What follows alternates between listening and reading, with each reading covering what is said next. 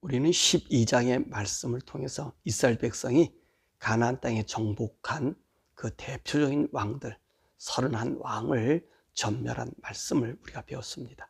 우리 13장의 말씀은 앞으로 가나안 땅을 정복해야 할 땅과 그리고 요단 동편의 르우벤, 갓, 므낫셋의 반지파 이 절반에게 준 땅의 분배에 대한 말씀을 우리들에게 해주고 계시죠.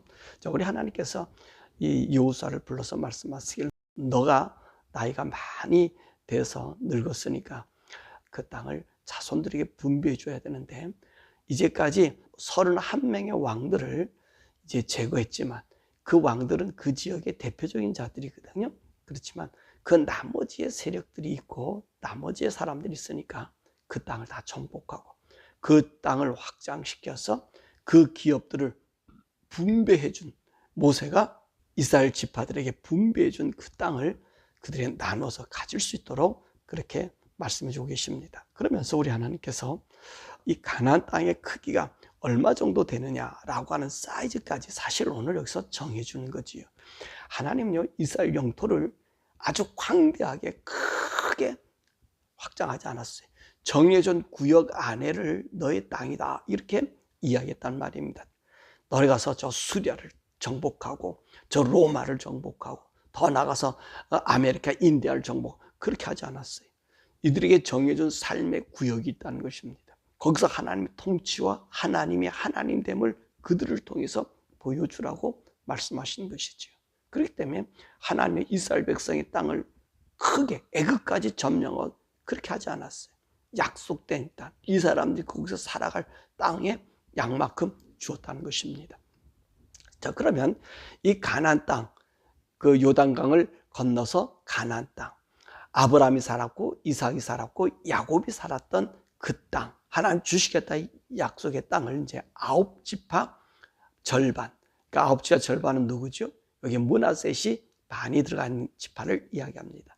그러면 그 가질 땅을 어느 정도 경계를 줬느냐?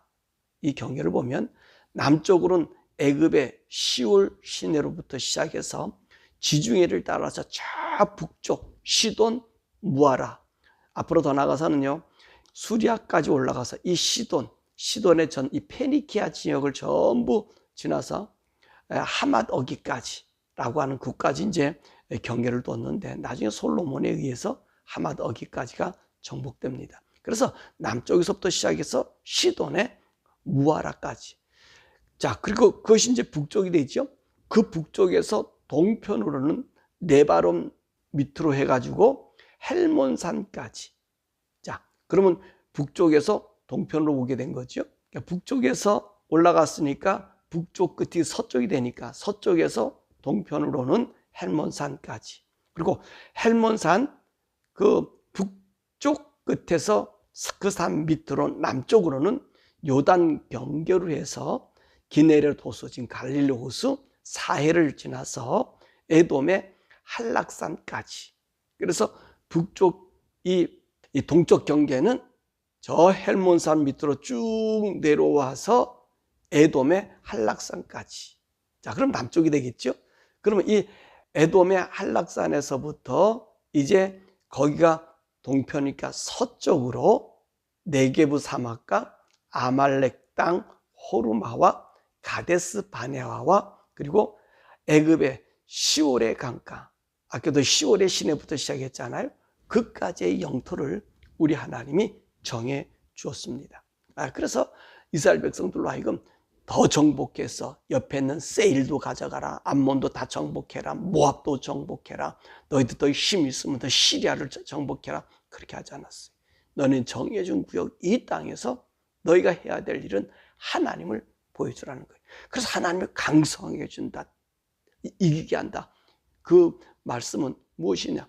이 땅 안에서 하나님 말씀 안에서 살아가면서 적들이 오든지 악한 세력이 오든지 그 안에 사단의 세력, 하나님을 섬기지 못한 세력이 있으면 그 세력을 물리치라고 말씀하시는 것이에요. 그리고 난 다음에 그 이스라엘 땅에서는 하나님이 다스리고 있음을, 하나님의 통치가 있음을 보여주라고 보여준 것입니다.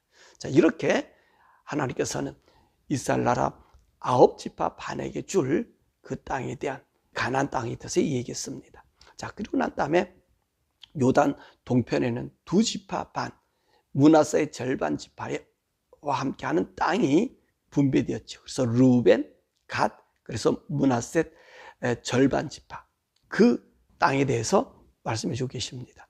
그래서 요단강 동편 이 두 지파 반 기업은 아모리 왕 시혼과 바산 왕 옥의 땅을 하나님께서 이들이 차지하도록 그렇게 이야기했습니다. 그래서 이 요단강 동편 이 두 지파 반, 그러니까 르벤과 갓과 므낫세 반지파의 이 땅의 경계는 북쪽으로는 헤르몬산, 아까 헤르몬산에서 우리가 배웠죠.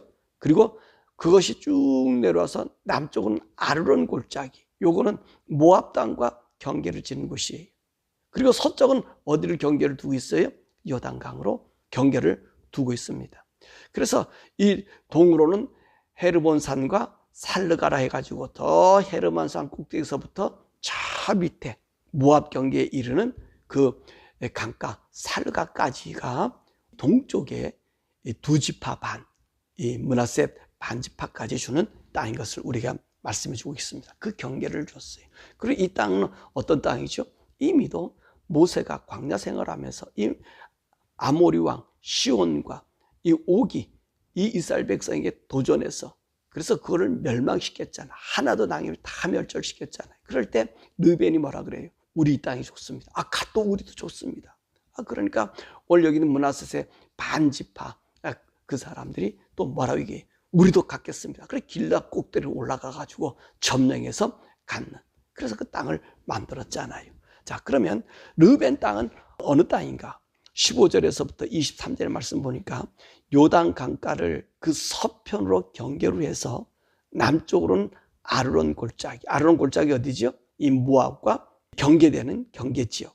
북쪽으로는 헤스본과 그 주변의 촌락을 경계로 해서 사해 동편 지역을 기업으로 분배받았습니다. 갓 지파의 땅은 24절에서 28절의 말씀 보니까 요단강을 서편으로 경계해서, 요단강이 경계입니다. 동으로는 라빠 앞의 아로엘까지, 북으로는 야복강 위 갈릴리 긴네레 그 바다, 긴네레 호수 남단에 이르는 요단 계곡의 지역을 분배받은 것이 바로 갓지파 땅입니다.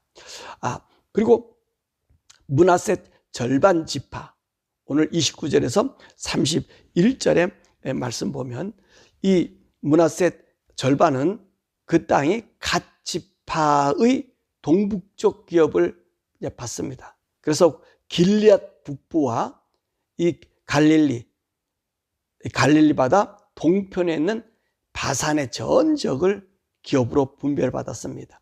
더욱이 이 길르앗 북부를 받았을 때는 마길의 자손들이 그 땅을 가서 정복했잖아요.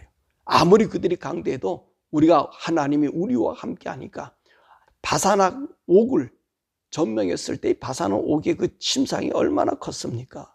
그 침상, 그 장대한 자를 이기는 거 보고 이 마길의 자손들이요 힘을 얻었단 말이에요. 므낫세 마길의 자손들이.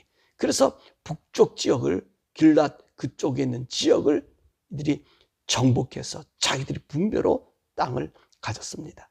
자, 이렇게 오늘 13장에서는 가나안 땅과 요단 동편의 땅 두 지파 반에게 준 그 땅에 대한 이야기를 해주고 계십니다. 그런데 오늘 여기 있는 말씀 보니까 레위 지파에 대한 이야기가 나와요. 14절과 33절에 나오죠. 근데 레위 지파는 땅을 분배받지 못했습니다. 왜 그러냐면 레위 지파는 하나님께 드리는 화제물이 그의 기업이 되었기 때문에 이 레위 지파에는 땅을 분배하지 않았습니다. 그래서 33절에 보니까 여호와 하나님이 그들의 기업이 되었다, 그렇게 말씀해주고 계시는 거죠. 그러니까 이 레위 지파는 하나님의 선별된 지파로서 땅의 기업을 갖는 자가 아니라 하늘의 기업을 갖는 자인 것을 우리들에게 말씀해주고 계신 것입니다. 자, 그럼 오늘 여기는 말씀의 특징을 보면 이스라엘 백성들이 요단 동편의 땅들은 이스라엘 백성 전부가 싸움을 해서 얻어서 누구에게 주었죠? 르벤과 갓과 므낫셋 그 절반 반에게 주었던 것을 우리가 보게 됩니다. 그리고 가나안 땅은 지금 하나님께서 뭐라 말씀하셨어요? 지금 31명의 왕을 정복했지만 앞으로 너희가 정복할 땅의 지경을 말씀해 주셔서 그들로 각 지파가 정복하도록 그렇게 말씀해 주고 계신 것입니다. 자, 오늘 여기 있는 말씀 보니까 우리가 특이한 것은 22절에 보니까 부올의 아들 발람이 그곳에 있어서 어떻게 했습니까? 이 모압 땅 그 지경이 있었잖아요. 그래서 이 르벤 자손이 있는 그 땅에 속했기 때문에 그 미디안 족속들과 함께 연합하고 있었던 이 아모리 족속들을 다 징벌할 때에 부올의 아들 발람도 칼로 죽였다는 거예요. 왜 부올의 발람이 이스라엘 백성들을 향하여 복을 내리고 이 백성은 하나님이 택한 백성이고 이곳에서 메시아가 나오고 세상의 구주가 나온다는 얘기를 해 주었어도 자기는 믿지 않았다는 말이에요. 그래서 여전히 우상을 섬기기 위해서 이스라엘 백성을 우상의 제물을 먹겠기 때문에 오늘 아모리 족속을 정벌할 때 또 미디안의 이 사람들을 정복할 때에 바로 이 부올의 아들 발람을 죽였다는 사실을 오늘 여기서 다시 기록하고 있습니다. 자, 우리가 이 사람들의 땅의 기업을 받았을 때 왜 레위인들에게 땅의 기업을 받지 못하겠다 그랬죠? 그들은 하나님이 기업이고 하나님이 드리는 화제물이 드리는 헌금이 그들의 기업이 되기 때문에 그렇다는 것입니다. 그러면 오늘날 이 목회자들은 이 땅의 기업을 가지는 것이 좋은가 안 좋은가 이거에 대한 이야기를 우리 한번 오늘은 좀 잠깐 생각해 보지요. 이 구약에는 레위인들, 하나님에 드려진 사람들은 땅을 기업으로 가질 수 있었나요? 갖지 못했습니다. 땅을 차지하지 못했어요. 왜 그랬을까요?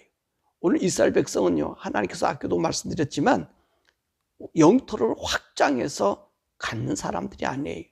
그 주어진 땅 범위 안에서 하나님의 통치, 하나님의 다스림을 보여주고 있는 바로 그 땅이 가나안 땅이 하나님의 통치가 머물러 있는 거예요.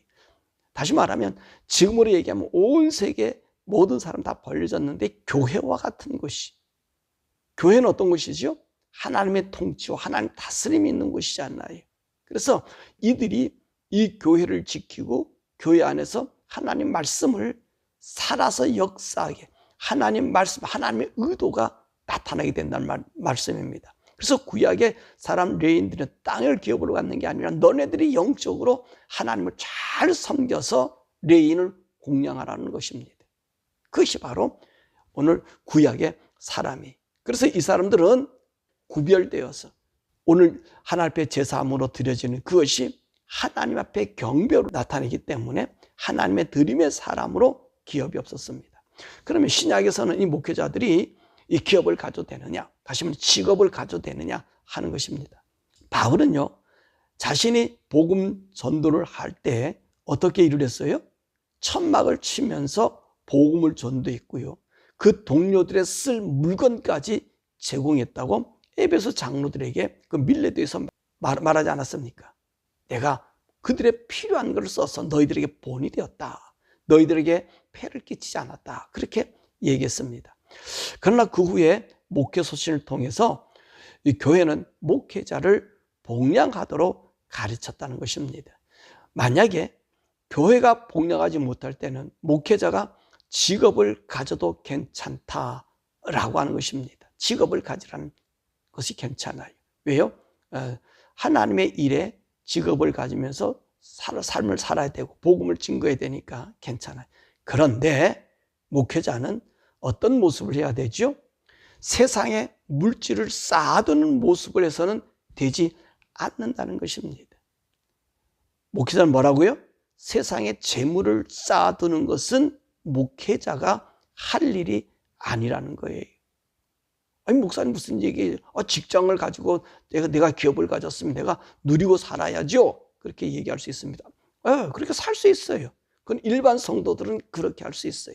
그러면서 일반 성도들이 많아서 목회자를 복량할 수 있으면 목회자는 직업 가질 이유가 없겠죠. 근데 그렇지 못하고 하나님 복음을 전하고 일하시는 우리 개척교회 하나님의 소명을 받아서 사명으로 일하는 사람들에게는 때로는 삶이 안 되면 직장 나가서 나가서 일할 수 있습니다. 그런데 그걸 갖다가 쌓아두는 자세, 번창하게 하는 자세는 아니라는 것입니다. 왜냐하면 신약교회의 근본 목적이 뭐지요? 신약교회의 근본 목적은요, 예수를 알리는 거다. 맞습니다. 예수를 알리는데 예수를 복음하는 포교는 맞아요. 근데 근본적인 것이 뭡니까? 천국이에요. 천국의 삶을 보여주는 것이 교회라는 말입니다. 우리가 가야 될 최종의 목표가 어디지요? 이 천국이에요. 천국을 알려주고 천국의 삶의 근본의 모습을 발걸음으로 가야 될 사람들이 누구냐면 바로 목회자라는 말씀입니다. 목회자의 방향은 천국이에요. 우리 예수님께서 제자들을 세우신 이유가 뭐지요? 천국을 전하기 위함이에요. 하나님의 나라. 예수님이 죽었다가 그리고 다시 부활하시고 하늘 올라가셔서 뭐라 말씀하세요? 나 있는 곳에 너희들 데려갈 테니까 그때까지 두려워하지 말고 이 세상에서 복음을 전하라는 것입니다.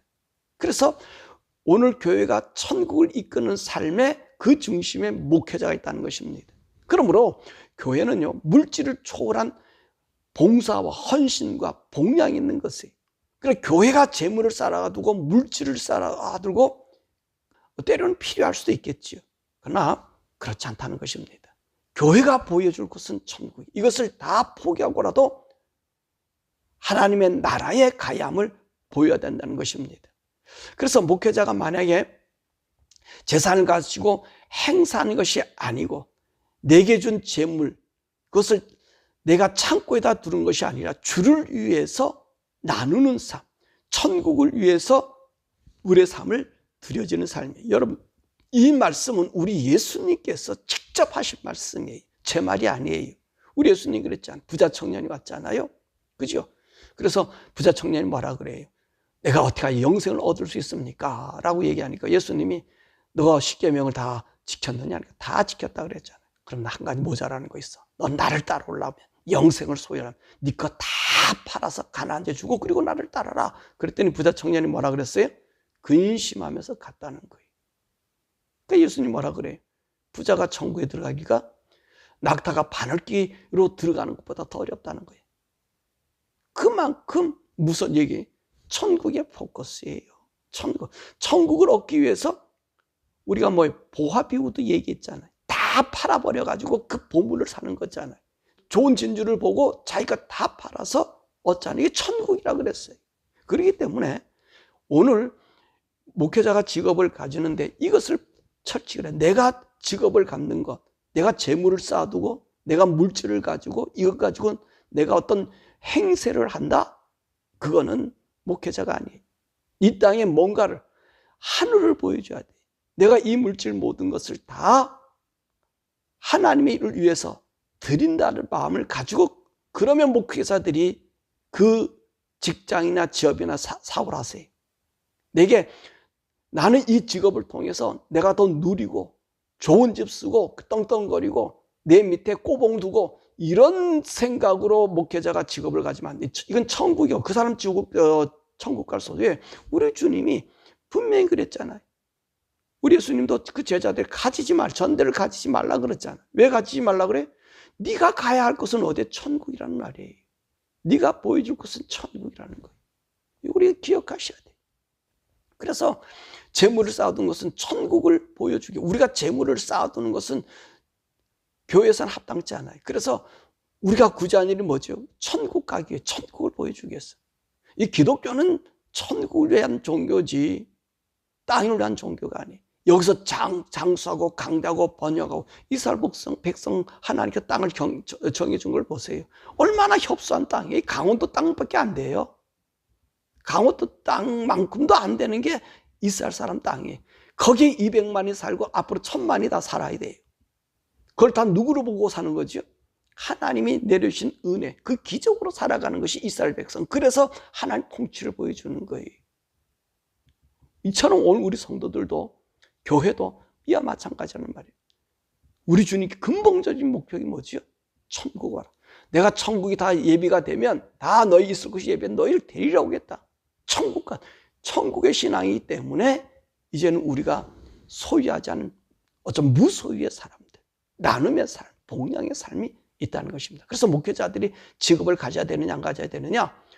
성도가 목회자를 복양하지 못하면 일해야지 어떻게 하겠습니까? 그죠? 근데 내 주신 하나님의 소명을 내 죽을 때까지 목숨 다해서 살아가야 되니까 일을 해야 되겠지요. 그러나 재물을 쌓아두는 거 아니에요. 그걸 가지고 누리고 떵떵거리고 하나님 내게 복을 이렇게 주었다. 이건 평신도들이 하는 일이고 목회자는 없어야 돼요. 내가 죽을 때 내게 남아있는 것은요. 그냥 옷가지만 있으면 돼요. 그 외에는 목회자가 가져서는 안 돼. 왜? 천국을 보여줄 수 없으니까. 그만큼 천국의 귀함과 천국의 그리움을 목회자가 가질 때 우리의 영토는 어디에 있죠? 하나님의 나라. 하나님의 나라. 이 부자 청년이 돼서 얘기했잖아요. 다 주고 따르면. 그리고 제자들이 물었잖아요. 그러니까 내가 너희들에게 모든 걸 주고 따랐으니 하늘의 상급을 주겠다고 제자들에게도 얘기했잖아요. 천국에 대한 이야기를 한 거예요. 그래서 교회는 천국을 보여주는 것이기 때문에 오늘 목회자들은 이 삶을 영심에서 살아서 기업을 가지고 떵떵거리는 거 아니라 이 기업을 갖고 있어도 다 포기하고 천국이 그립습니다라고 천국으로 향하는 그 믿음의 사람의 자세, 그게 목회자인 것을 우리가 다시 한번 생각해 보시기를 주님의 이름으로 축원합니다.